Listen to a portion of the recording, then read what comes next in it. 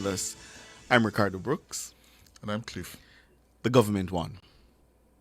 The government won the debate. I'll tell you why. I start with the fact that by the end, the government was setting the pace, setting the narrative, doing the calculations, and much of what the opposition presented, the government was able, rightly or wrongly, to characterize as reckless, irresponsible, and ill thought out. I don't think by the end of the debate you want your substantive proposals to be characterized that way. So the government won. I agree. Yes, and I'll tell you why. It is a budget debate. A budget debate is essentially your plans for the next fiscal year and how you're going to finance those.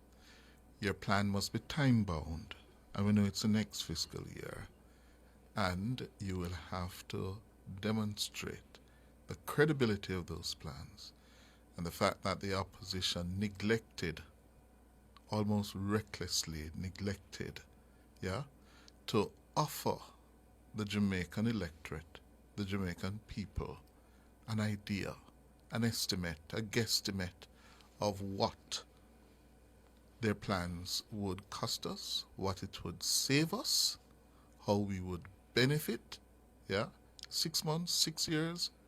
I think that was grossly negligent on the part of the Mark Golding opposition. And it takes me back to my thesis that the People's National Party as an opposition on the brink of a general election has not done the work. They have not applied themselves diligently in preparing for government. Mm-hmm. I don't think there's much more to it than that. They have just simply not demonstrated that they have applied themselves to the big issues, critiquing those issues in a credible way by providing options. And I can only guess that they thought by now it would be a done deal, that they could have walked into Jamaica House on the back of the corruption issue. And in particular, the issue of the Prime Minister's statutory declarations. Yeah. Yes, and they miscalculated badly.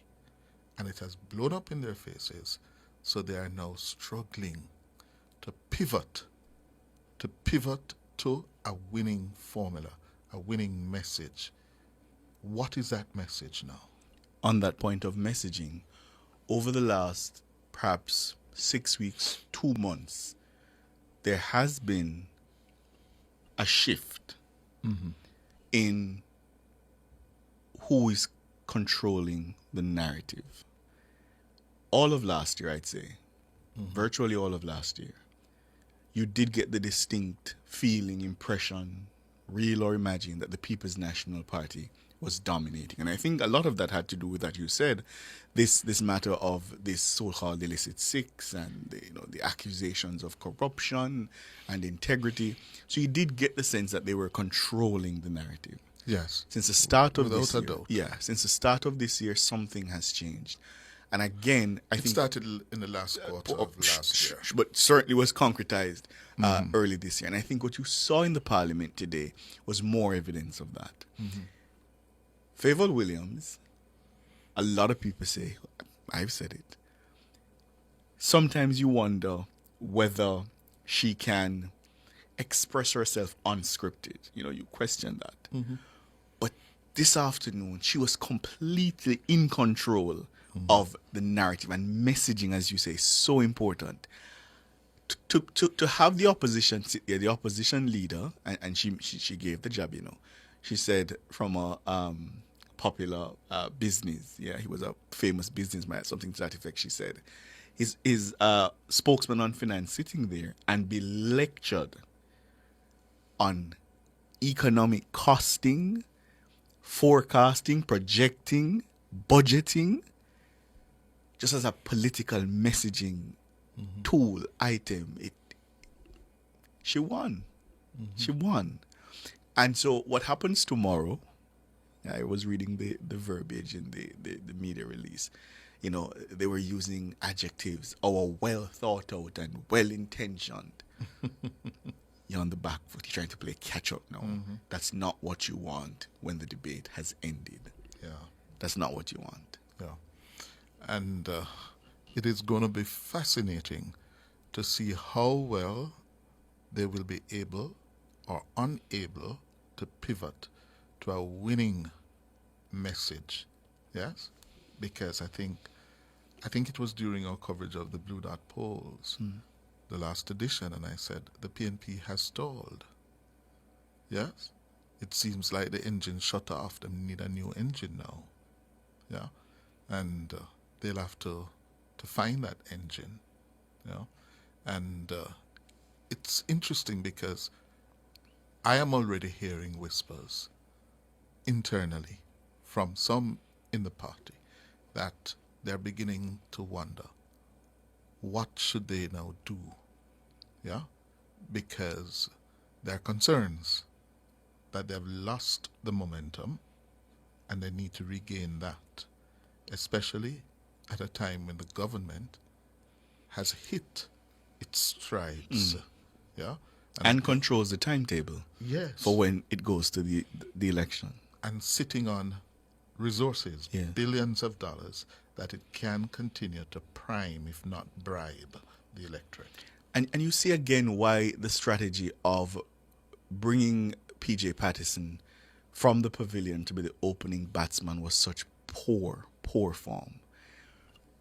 You realize how central FinSac has been to this whole debate?